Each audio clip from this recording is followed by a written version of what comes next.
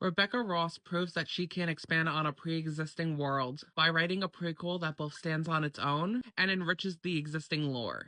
The two things about this book that stood out the most to me was how well written it was and how much it reminded me of a Greek retelling. The writing was lyrical and rich in a way that I haven't experienced since I read Circe by Madeline Miller. I really liked Matilda as a vehicle for the story because she was stuck between three worlds. Because of this, she's able to present a full layered narrative. She was extremely relatable, representing adolescence and the struggle to find your identity in a world that doesn't understand you.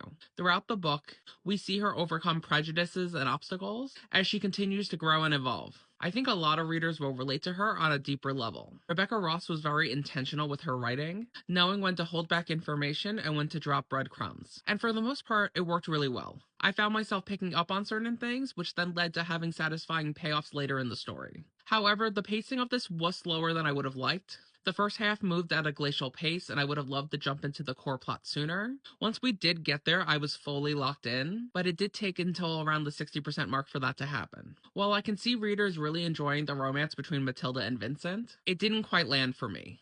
Despite this being a 500 plus page book, very few of those pages are actually spent developing their romantic relationship. While the yearning is definitely there, it doesn't feel like we, the reader, or they earned their star-crossed lover story.